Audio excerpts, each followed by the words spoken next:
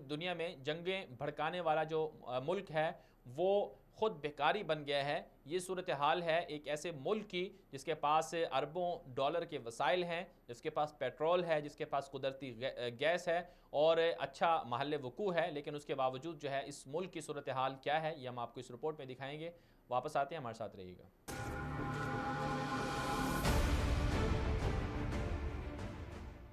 ولایت فقیہ کے نام پر بیرونی دنیا پر حکمرانی کے نشے میں سرشار بدمست ہاتھی بھوک سے نڈھال ہے۔ عراق، شام، لبنان، یمن اور افغانستان سمیت دنیا کے کئی دیگر ممالک میں پراکسی وار اور فرقہ وارانہ نظریات کے پرچار کے لیے سالانہ اربوں ڈالر خرچ کرنے والا ایران تاریخ کے بدترین مالی اور معاشی بحران کا شکار ہے۔ معاشی بحران کی وجہ سے ایران میں غربت 80% سے تجاوز کر چکی ہے۔ ایران کے تمام صوبوں میں روزانہ احتجاجی مظاہرے ہو رہے ہیں۔ سرکاری ملازمین تنخواہیں نہ ملنے کی وجہ سے ملازمت کرنے سے قاصر ہیں۔ ایران کی معیشت کا انحصار پٹرول پر ہے۔ تازہ رپورٹ کے مطابق یومیہ 10 لاکھ بیرل سے زائد ایرانی آئل کی فروخت کم ہو چکی ہے۔ معاشی بحران کنٹرول کرنے کے لیے حسن روحانی حکومت اپنے سے کم آمدنی والے ممالک سے قرضہ لینے پر مجبور ہو چکی ہے۔ 24 اردو ذرائع کے مطابق ایران نے آذربائیجان سے $500 ملین قرضہ لینے کے لیے درخواست دے دی ہے۔ ایرانی رکن پارلیمنٹ نادر قاضی بور نے حسن روحانی حکومت پر تنقید کرتے ہوئے کہا کہ ایران کے لیے کس قدر بے غیرتی کی بات ہے کہ وہ آذربائیجان سے $500 ملین